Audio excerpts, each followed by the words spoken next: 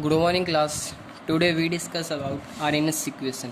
RNS ने क्या दी थी कि इक्वेशन दी थी। वो इक्वेशन क्या थी हमारी, रेट कांस्टेंट किसके इक्वल बताया था, ए स्मॉल ई, इसकी पावर में क्या था minus E A divided by R T. A क्या हमारा आरएनएस का फैक्टर है जो आरएनएस ने दिया था। भाई ये हर रिएक्शन के लिए क्या था हमारा अलग अलग होता है, या फिर क्या बोलते हैं हम इसको फ्रीक्वेंसी फैक्टर बोलते हैं, ठीक है। और आर क्या होता है मेरे यहाँ पे गैस कांस्टेंट है। और ई ए क्या है एक्टिवेशन एनर्जी, किसके अंदर, जूल पर मोल के अंदर, ठीक है। अब देखो इस इक्वेशन के दोनों साइड हम क्या ले लें, नेचुरल लॉग ले लें। तो यहाँ पे क्या लिख देंगे हम, नेचुरल लॉग ऑफ ए। इसका नेचुरल लॉग खोल के देखेंगे हम तो क्या आएगा, natural log of A plus ये माइनस था हमारा, जो पावर हो जाती है ई क्या हो जाता है हमारा हट जाता है, ठीक है। प्री लॉग होता है हमारा, तो minus E A divided by R T plus L N A, ठीक है। अब देखो नेचुरल लॉग इनटू में कांस्टेंट, रेट कांस्टेंट जो हमारा उसके डायरेक्टली प्रोपोर्शनल में क्या मेरा एक्टिवेशन एनर्जी है, और इन्वर्सली प्रोपोर्शनल में क्या हमारा टेम्परेचर है हमारा। तो क्या बोला इसने, ये बोलता है कि हमारा कि जो क्या अभी एक्टिवेशन एनर्जी कब इंक्रीज होएगी और जो decrease in temperature, increase in activation energy और डिक्रीज इन टेम्परेचर, तो मेरी रेट ऑफ रिएक्शन क्या हो जाएगी, डिक्रीज हो जाएगी, ठीक है। जब मैं एक्टिवेशन एनर्जी को डिक्रीज कर दूं और टेम्परेचर को क्या कर दूं मैं इंक्रीज कर दूं, तो मेरी रेट ऑफ रिएक्शन क्या हो जाएगी वहाँ पे इंक्रीज हो जाएगी। तो आए समझ में आ जाए, ठीक है। तो अब देखो उसके बाद हम पढ़ेंगे भाई इफ इक्वेशन सेकंड, जो हमने बोला था भाई पीछे जो हमारी इक्वेशन थी हम उसको किससे कंपेयर कर दें, y is equal to M X plus C के साथ क्या कर दें, कंपेयर कर दें। तो क्या होगा वहाँ पे, स्लोप किसके बराबर होएगा मेरा minus E A divided by R के, और इंटरसेप्ट किसके इक्वल हो जाएगा एल एन ए के, ठीक है। अब देखो इसने बोल दिया यदि मैं क्या ले लूँ टेम्परेचर को किसके इक्वल ले लूँ, भाई टेम्परेचर क्या मान लूँ, 1 मान लूँ, तो मेरा रेट कॉन्स्टेंट T1 टेम्परेचर के ऊपर क्या हो जाएगा K1 हो जाएगा, क्योंकि टेम्परेचर चेंज होता है तो हमारा रेट कॉन्स्टेंट क्या हो जाता है, चेंज हो जाता है। तो T1 क्या हुआ L N K is equal to minus के E A divided by R T1 plus L N A. इसी प्रकार T2 टेम्परेचर के ऊपर क्या आएगा हमारा L N K two is equal to minus E A divided by R T2 plus L N of A. अब मैं equation third को क्या कर दूँ, सब्ट्रैक्ट कर दूँ किसके अंदर से 4 से, तो यहाँ पे क्या आ जाएगा L N K two minus में एल एन के वन, और इनको माइनस करूँगा तो एल एन से एल एन कैंसिल आउट हो जाएगा, तो E A divided by R T1 minus के ई ए आर T2 हो जाएगा यहाँ पे, ठीक है। तो L N K two minus L N K one क्या होता है हमारा एल के टू डिवाइडेड में के वन इज इक्वल टू सी ए, मतलब activation energy divided by rate constant हमने क्या निकाल लिया, ऐसे कॉमन निकाल लिया, तो यहाँ पे क्या बच गया हमारा 1/T1 माइनस 1/T2। अब देखो log of K2 divided by K1 किसके इक्वल होगा मेरा, भाई एल एन की जगह मैंने क्या कर दिया 2.303 लॉग ले लिया, तो 2.303 यहाँ पे मल्टीप्लाई में था तो इस साइड आके क्या हुआ डिवाइडेड में हुआ, तो हमारी ये क्या बन गई इक्वेशन बन गई। तो ये इक्वेशन किसने दी थी, हमारी आरएनएस ने दी थी, ठीक है।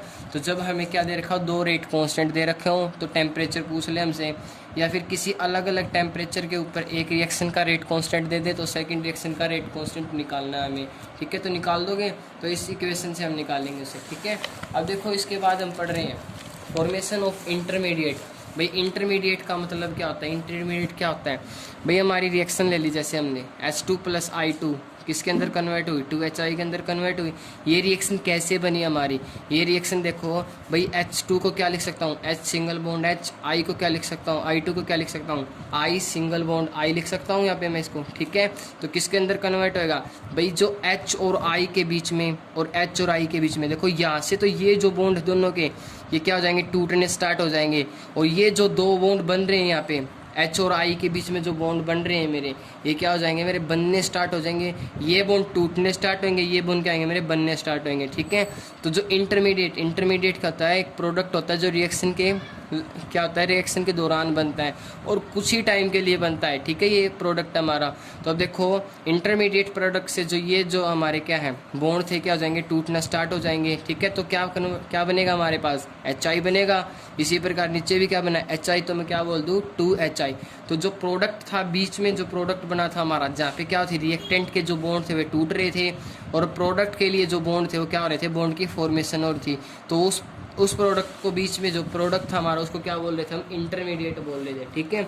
अब देखो एक्टिवेशन कॉम्प्लेक्स, जो इंटरमीडिएट जो प्रोडक्ट बना था बीच में, जो इंटरमीडिएट बन रहा है हमारा, उसी को हम क्या बोलते हैं, एक्टिवेटेड कॉम्प्लेक्स बोल रहे हैं। क्या बोल रहे हैं, एक्टिवेटेड कॉम्प्लेक्स। ठीक है, अब देखो एक्टिवेशन एनर्जी पीछे ही पड़ी थी, तो यहाँ पे एक्टिवेशन एनर्जी देखो, the energy required to form, reaction के अनुसार देखो भाई, रिएक्टेंट से क्या बना है, हमें रिएक्टेंट से जो इंटरमीडिएट प्रोडक्ट बनाने के लिए हमें जिस एनर्जी की ज़रूरत होती है, उस एनर्जी को हम क्या बोलते हैं, एक्टिवेशन एनर्जी बोलते हैं। ठीक है, रिएक्शन के अकॉर्डिंग देखो तो भाई, रिएक्टेंट से इंटरमीडिएट प्रोडक्ट बनाने में जो एनर्जी लगती है, उस एनर्जी को क्या बोलते हैं, एक्टिवेशन एनर्जी बोलते हैं। ठीक है, अब देखो मोस्ट प्रोबेबल काइनेटिक एनर्जी, क्या बोला इसने, मोस्ट प्रोबेबल काइनेटिक एनर्जी।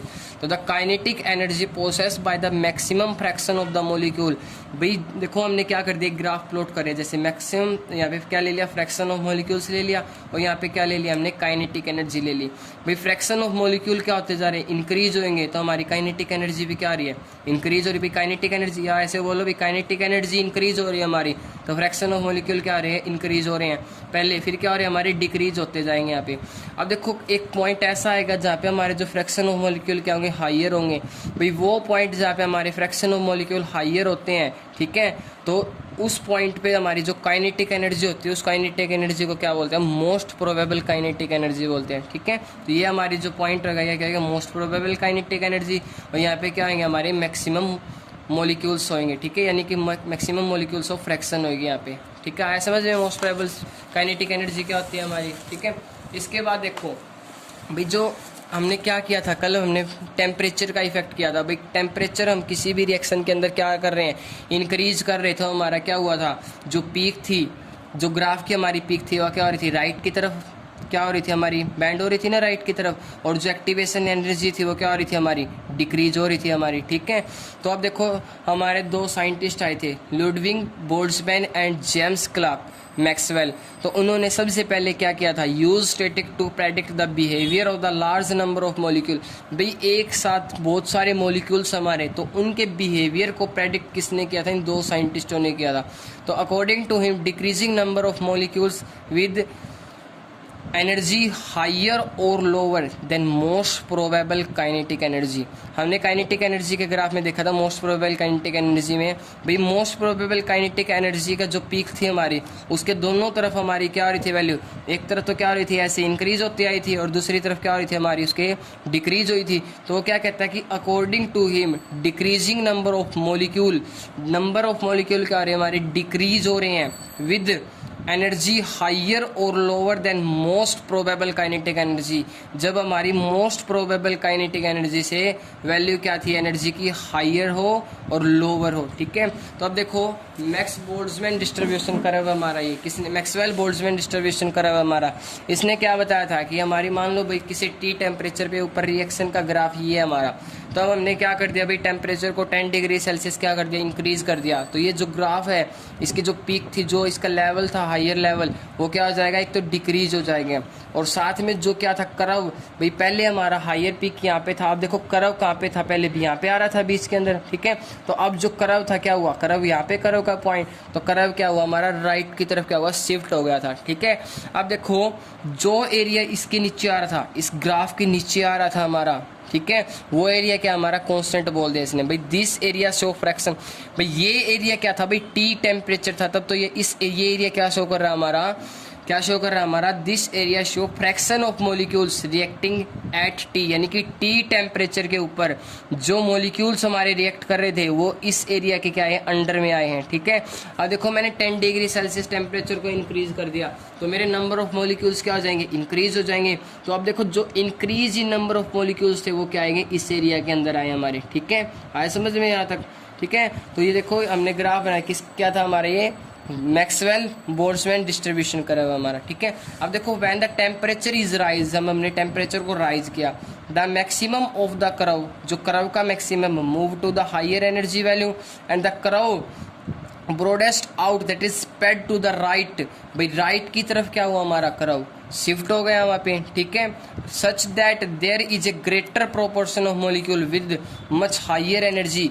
क्यों शिफ्ट हुआ ये राइट की तरफ, भाई यहाँ पे मॉलिक्यूल्स, भाई टेम्परेचर इंक्रीज कर दिया, तो टेम्परेचर इंक्रीज करने का मतलब क्या है यहाँ पे हमारा, भाई नंबर ऑफ मॉलिक्यूल्स इंक्रीज हो गए। तो नंबर ऑफ मॉलिक्यूल्स इंक्रीज किसके साथ हुए हो, number greater proportion of molecules with much higher energy, और एनर्जी भी क्या होगी हमारी हायर होगी। देखो पहले वाला ग्राफ हमारा कहाँ तक था, सिर्फ इस पॉइंट तक रुका था। अब ये जो ग्राफ है मेरा यहाँ कहाँ गया, आगे तक गया यहाँ पे मेरा ग्राफ, ठीक है। तो इसका मतलब जो एनर्जी थी हमारी, टेम्परेचर T10 यानी कि T+10 टेम्परेचर इंक्रीज किया, जो काइनेटिक एनर्जी थी, नंबर ऑफ मॉलिक्यूल्स इंक्रीज हुए, तो क्या हुए मेरे पास वहाँ पे काइनेटिक एनर्जी भी इंक्रीज हुई, ठीक है।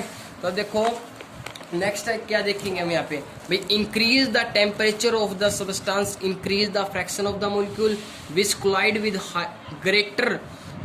With energy greater than EA। भाई क्या बोला मैंने, जब टेम्परेचर को इंक्रीज किया, भाई मैं टेम्परेचर को इंक्रीज कर रहा हूँ तो क्या इंक्रीज हुए मेरे, नंबर ऑफ मॉलिक्यूल्स इंक्रीज हुए। अब नंबर ऑफ मॉलिक्यूल इंक्रीज होएंगे तो उनके बीच में क्या होगा, कोलिजन क्या होगा, इंक्रीज होएगा। अब जब collision with energy greater than activation energy, जो कोलिजन है उस कोलिजन की जो एनर्जी है ना, अब वो क्या होगी मेरी, किससे ज़्यादा होगी, एक्टिवेशन एनर्जी से ज़्यादा होगी यहाँ पे मेरे पास, ठीक है। अब देखो effect of catalyst on the rate of A reaction, भाई रेट ऑफ रिएक्शन के ऊपर कैटालिस्ट का क्या इफेक्ट होता है। तो सबसे पहले देखो कैटालिस्ट होता है क्या है, catalyst is a substance which alter the rate of A reaction without itself undergoing any permanent chemical change. भाई रिएक्शन के अंदर बिना इन्वॉल्व हुए किसी भी रिएक्शन की रेट को क्या करना, अल्टर करना, डिक्रीज करना, या फिर क्या करना, उसको इंक्रीज करना, वो क्या होते हैं, हमारे कैटालिस्ट होते हैं। क्या होते हैं, हमारे कैटालिस्ट होते हैं। ये कभी भी रिएक्शन के अंदर इन्वॉल्व नहीं होते, बिना इन्वॉल्व हुए रेट ऑफ रिएक्शन को क्या कर देते हैं, अल्टर कर देते हैं। अब देखो हमारे पास ये रिएक्शन है KClO3 और किसके अंदर कन्वर्ट हुई, KCl और O2। तो यहाँ पे क्या लिया, MnO2 जो लिया ना हमने, ये MnO2 क्या है हमारे पास यहाँ पे कैटालिस्ट है। इस रिएक्शन के लिए क्या है यहाँ पे, कैटालिस्ट है यहाँ पे। तो catalyst action can be explained bye intermediate complex theory. देखो जो कैटालिस्ट का एक्शन है, कैटालिस्ट के बारे में कौन सी थ्योरी बताएगी हमें, intermediate theory.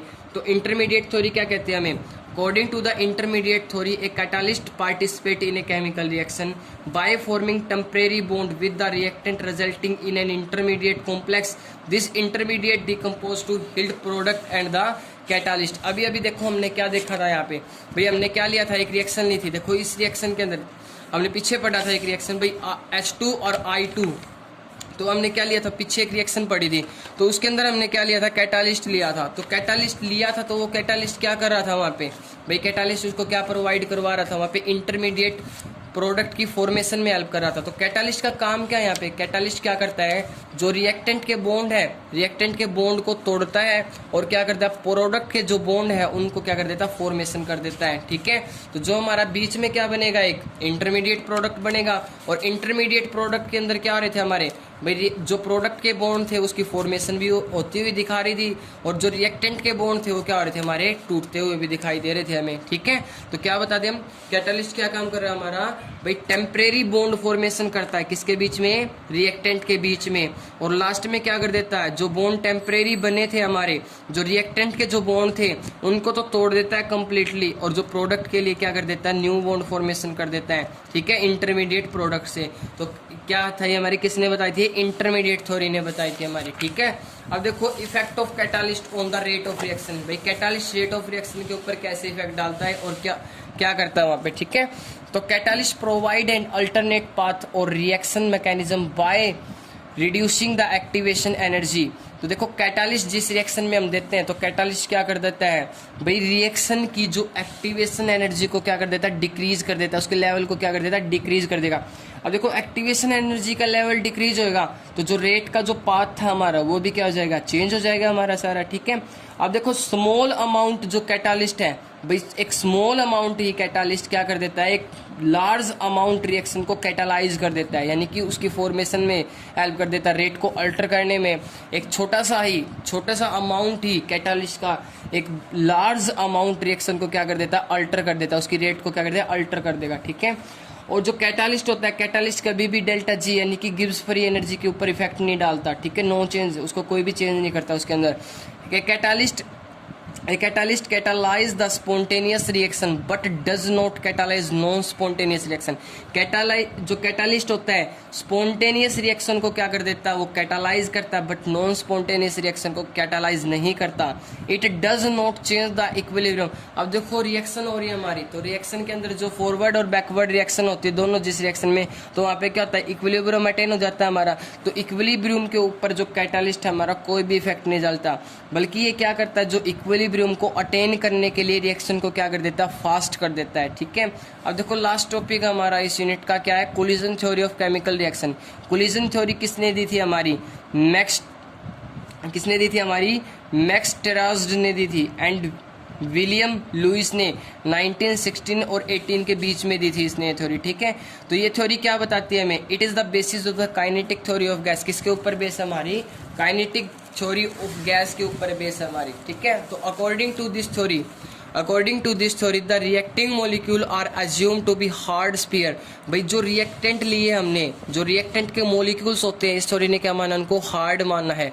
And reaction is postulated to occur when molecules collide with each other. अब ये क्या कहता है भाई, जो रिएक्टेंट के हमने मॉलिक्यूल्स लिए हुए क्या वो हार्ड स्फीयर है, और वो रिएक्शन मतलब प्रोडक्ट के अंदर चेंज कब होंगे, वो रिएक्टेंट प्रोडक्ट के अंदर तब चेंज होंगे जब उनके मॉलिक्यूल्स क्या करेंगे, एक दूसरे के साथ कोलाइड करेंगे. ठीक है. आया समझ में आता है. अब देखो इसके बाद एक टर्म आती है हमारी कोलिजन फ्रीक्वेंसी, जिसको हम जेड से डिनोट करते हैं. तो क्या होती है collision frequency, the number of collision पर सेकंड पर यूनिट वॉल्यूम. भाई एक सेकंड के अंदर एक यूनिट वॉल्यूम के ऊपर, किसकी वॉल्यूम, रिएक्शन मिक्सचर की वॉल्यूम, एक सेकंड में एक यूनिट वॉल्यूम के अंदर जो हमारे नंबर ऑफ कोलिजन होते हैं उसको क्या बोलते हैं, कोलिजन फ्रीक्वेंसी. क्या बोलते हैं उसको, कोलिजन फ्रीक्वेंसी. अब देखो एग्जांपल देखो भाई किसी बाइमोलिकुलर रिएक्शन के लिए. ठीक है. बाइमोलिकुलर रिएक्शन मतलब देखो किसके लिए पढ़ रहे हैं हम फॉर ए बाइमोलिकुलर एलिमेंट्री रिएक्शन. कैसी रिएक्शन ली मैंने, एलिमेंट्री, जो एक ही स्टेप में होती है. भाई हमने क्या लिया यहाँ पे, A प्लस बी रिएक्टेंट थे हमारे, किसके अंदर चेंज हुए, प्रोडक्ट के अंदर. तो जो कोलिजन जो थ्योरी थी, कोलिजन थ्योरी ने रेट को क्या बताया, रेट को बताया भाई ZABE minus EA divided by RT के होता है. तो यहाँ पे ZAB क्या ले लिया उन्होंने, ZAB ले लिया यहाँ पे collision frequency of reactant A and B. ए और बी की कोलिजन फ्रीक्वेंसी ले ली यहाँ पे इसने. ठीक है. अब देखो जो E माइनस में EA डिवाइडेड बाई RT, ये किसको रिप्रेजेंट कर रहा है, यहाँ पे ये रिप्रेजेंट कर रहा है frequency of molecule with energy equal to और ग्रेटर देन एक्टिवेशन एनर्जी. भाई उन मॉलिक्यूल्स की फ्रीक्वेंसी को रिप्रेजेंट कर रहा है जिसकी एनर्जी या तो एक्टिवेशन एनर्जी के बराबर है या फिर क्या उनसे ज़्यादा है. अब देखो ऐसे एक रिएक्शन पढ़ी थी हमने, क्या किसने बताया था, आरएनएस ने बताया था. आरएनएस ने क्या लिया था, यहाँ पे ए लिया था. अब देखो कोलिजन थ्योरी वाली रिएक्शन को और आरएनएस थ्योरी की जो इक्वेशन थी, जो रिएक्शन थी हमारी, उसको हम कंपेयर करें तो हमें क्या मिलेगा, सिर्फ जो हमारा फैक्टर है भाई यहाँ पे तो क्या लिया है, फ्रीक्वेंसी ली है हमने, कोलिजन ऑफ फ्रीक्वेंसी बोला है, और यहाँ पे क्या लिया था हमने, ए लिया था यहाँ पे. ठीक है. तो क्या इन दोनों के बीच में क्या हुआ, A is related to collision frequency. भाई जो ए है हमारा, इसके अंदर में हम बोलते भी रेट हमारा दोनों के अंदर बराबर है. भाई ये वाली जो वैल्यू हमारी ये भी बराबर है, तो हम क्या बोल सकते हैं, हमारा जो कोलिजन फ्रीक्वेंसी है किसके रिलेशन में, हमारी ए के रिलेशन में बोल सकते हैं इसको. ठीक है. अब देखो इसके बाद क्या हमारा, इसके बाद पढ़ेंगे हम रेट कांस्टेंट के एक्यूरेटली प्रेडिकेटेड फ्रॉम इक्वेशन. अब देखो किसी भी रिएक्शन के लिए जो सिंपल रिएक्शन है हमारी, सिंपल मॉलिक्यूल्स है जिसके अंदर एटम्स मतलब सिंपल एटम्स और सिंपल मॉलिक्यूल्स प्रेजेंट है जिसके अंदर, उसके लिए जो रिएक्शन है हमारी, भाई जो कोलिजन थ्योरी वाली जो इक्वेशन आई थी वो इक्वेशन क्या, रेट कांस्टेंट निकालने के लिए बेटर है हमारी. ठीक है. बट जो हमारी कॉम्प्लेक्स मॉलिक्यूल होते हैं, कॉम्प्लेक्स मॉलिक्यूल के ऊपर जो ये इक्वेशन है, ये इक्वेशन क्या कर देती है, डेविएशन शो कर देती है ऑब्जर्वेशन के अंदर. ठीक है. तो इन कॉम्प्लेक्स डेविएशन शो क्यों करती है, because all collision do not lead the formation of product. जो सारे के सारे कॉम्प्लेक्स रिएक्शन के अंदर हमारे कोलिजन हो रहे हैं, वो कोलिजन क्या नहीं होते, डू नॉट लीड नहीं करते in the formation of product. भाई सारे के सारे कोलिजन क्या नहीं करते, प्रोडक्ट की फॉर्मेशन के लिए हेल्प नहीं करते वहाँ पे. ठीक है. अब देखो इसके बाद एक इफेक्टिव कोलिजन आ रही है हमारी टर्म. इफेक्टिव कोलिजन क्या था, collision in which molecules collide with sufficient kinetic energy. भाई वो कोलिजन जिसके अंदर हमारे मॉलिक्यूल्स किसके साथ मॉलिक्यूल्स क्या कर रहे हैं, कोलाइड कर रहे हैं किसके साथ, सुफिशिएंट काइनेटिक एनर्जी। वो सुफिशिएंट काइनेटिक एनर्जी को क्या बोला, थ्रेशोल्ड एनर्जी बोल रहा है यहाँ पे। एंड प्रॉपर ओरिएंटेशन, क्या बोल दिया यहाँ पे, proper orientation so as to facilitate breaking of bonds. तो वहाँ पे क्या आएंगे, बॉन्ड का ब्रेक डाउन यानी कि रिएक्टेंट के bond break, and the formation of new bond, और फॉर्मेशन ऑफ क्या है, नए बॉन्ड की बनना स्टार्ट होंगे। टू फॉर्म प्रोडक्ट बनाने के लिए आर कॉल्ड इफेक्टिव कोलिजन। भाई वो कोलिजन किसका, मॉलिक्यूल्स का, किसके साथ भाई, सुफिशिएंट काइनेटिक एनर्जी के साथ, जो क्या करवा रहा है, जो हमारे ओल्ड बॉन्ड थे यानी कि रिएक्टेंट के बॉन्ड थे उनकी ब्रेक डाउन में भाई उनको ब्रेक करवा रहा है, और नए बॉन्ड की फॉर्मेशन में क्या कर रहा है, हेल्प कर रहा है। तो वो कोलिजन हमारा क्या होता है, इफेक्टिव कोलिजन। क्या होता है हमारा, वो इफेक्टिव कोलिजन होता है। अब देखो रिएक्शन पर, तो देखो हमने ओरिएंटेशन के बारे में पढ़ा। ओरिएंटेशन क्या बोला इसमें टर्म, भाई जो हमारा इफेक्टिव कोलिजन पढ़ा उसमें एक ओरिएंटेशन टर्म आई थी। वो ओरिएंटेशन टर्म का मतलब क्या है, यहाँ पे देखो भाई हमने रिएक्शन ले ली भाई CH3Br, ठीक है, CH3Br हमने किसके साथ, OH नेगेटिव दे दिया इसके अंदर, तो किसके अंदर कन्वर्ट होता है हमारा, CH3OH प्लस Br नेगेटिव के अंदर। अब देखो ये जो रिएक्शन है, ये रिएक्शन प्रॉपर ओरिएंटेशन के अंदर हो रही है। अब ओरिएंटेशन और प्रॉपर ओरिएंटेशन होता है एक तो हमारा, एक क्या था, इम्प्रॉपर ओरिएंटेशन। अब देखो भाई इसका स्ट्रक्चर लिखेंगे हम, तो स्ट्रक्चर क्या होता है, CHHH स्लाइटली पॉजिटिव चार्ज होता है कार्बन के ऊपर, और ब्रोमीन के ऊपर क्या आएगा हमारा, slightly negative charge, OH negative charge. अब देखो यदि जो ये हमारा OH है, OH क्या करेगा, Br के साथ से क्या करेगा भाई, जहाँ पे Br है उस साइड से क्या करेगा हमारा, अटैक करेगा इसके ऊपर, तो हमारा जो इम्प्रॉपर ओरिएंटेशन होगा। क्यों होगा, क्योंकि देखो Br के ऊपर भी नेगेटिव चार्ज है, इसके ऊपर भी नेगेटिव चार्ज है। अब ये अपनी जगह क्यों छोड़ेगा यहाँ से, भाई ये अपनी जगह नहीं छोड़ रहा, तो इसका मतलब ये क्या हुआ यहाँ पे, भाई गलत जगह से अटैक किया इसने, तो हमने क्या बोल दिया यहाँ पे, इम्प्रॉपर ओरिएंटेशन बोल दिया। तो इम्प्रॉपर ओरिएंटेशन के अंदर कभी भी हमारा प्रोडक्ट नहीं बनता। अब देखो यदि OH हमारा क्या कर दे, बैक साइड से अटैक कर दे हमारा यहाँ पे, तो क्या होगा, ये फॉर्मेशन करना स्टार्ट कर देगा बॉन्ड की, क्या क्या बना देगा, इंटरमीडिएट बना देगा। तो इंटरमीडिएट में क्या है यहाँ पे हमारा, OH की बॉन्डिंग शो होगी यहाँ पे, और Br की क्या होगी, ब्रेक डाउन। भाई जो बॉन्ड था Br का वो क्या आएगा, टूटता हुआ नजर आएगा हमें यहाँ पे, ठीक है। तो हम देखो क्या बनेगा हमारा, भाई प्रॉपर ओरिएंटेशन होगी तो हमारा किसके अंदर कन्वर्ट हो जाएगा, ये प्रोडक्ट CH3OH के अंदर, किसके अंदर कन्वर्ट हुआ हमारा, ये CH3OH के अंदर कन्वर्ट हो जाएगा, और क्या बच जाएगा साथ में, Br नेगेटिव आयंस चले जाएंगे, ठीक है। तो अब देखो प्रॉपर ओरिएंटेशन क्या कर देती है हमारी, प्रॉपर ओरिएंटेशन होगी तो हमारा क्या बनेगा, प्रोडक्ट बनेगा। यदि हमारी इम्प्रॉपर ओरिएंटेशन होगी तो हमारी प्रोडक्ट की फॉर्मेशन भी नहीं होगी। अब देखो इसने क्या जोड़ दिया यहाँ पे, ओरिएंटेशन का इफेक्ट डाल दिया। तो अब देखो to account for effective collision another factor P। अब जो हमने रिएक्शन इक्वेशन ली थी पीछे, उस इक्वेशन के अंदर इन्होंने क्या जोड़ दिया, एक P ऐड और कर दिया। तो ये P क्या है यहाँ पे, स्टीरिक फैक्टर है। क्या है हमारा, स्टीरिक फैक्टर या फिर प्रोबेबिलिटी फैक्टर भी बोलते हैं हम इसको, ठीक है। यहाँ पे क्या बता रहा है, ये ओरिएंटेशन को बताएगा यहाँ पे, ठीक है भाई, ये ओरिएंटेशन को बताएगा, ये फ्रीक्वेंसी को बताएगा यहाँ पे, ठीक है भाई, फ्रीक्वेंसी कोलिजन फ्रीक्वेंसी को बताएगा, ठीक है। ऐसे समझ में यहाँ तक। अब देखो इसके बाद क्या हमारा भाई, thus accounting to the collision theory, activation energy and the proper orientation of the molecule together determine the criteria for an effective collision and hence the rate of the chemical reaction। भाई जो हमारी chemical reaction होती है, chemical reaction की जो rate होती है किसके ऊपर डिपेंड करती है, हमारी एक्टिवेशन एनर्जी के ऊपर डिपेंड करती है, उसके साथ के साथ किसके ऊपर डिपेंड करती है, वो ओरिएंटेशन के ऊपर भी डिपेंड करती है। समझ में यहाँ तक। अब देखो कोलिजन थ्योरी की क्या थी, ड्रॉबैक थी। ड्रॉबैक क्या थी भाई, कोलिजन थ्योरी ने क्या माना था भाई, जो एटम्स और मॉलिक्यूल लिए थे वो क्या लिए थे, उन्होंने हार्ड स्फीयर लिया था। अब देखो हार्ड स्फीयर, एटम का स्ट्रक्चर बोल दिया भाई हार्ड स्फीयर, तो उन्होंने इग्नोर कर दिया था उसका जो स्ट्रक्चर होता है एटम का, उसको इग्नोर कर रहे हैं वहाँ पे हमारा, उन्होंने सिर्फ हार्ड स्फीयर को ही क्या किया, एज्यूम किया है, ठीक है। तो आज आपकी यूनिट कंप्लीट होती है यहाँ पे, ठीक है।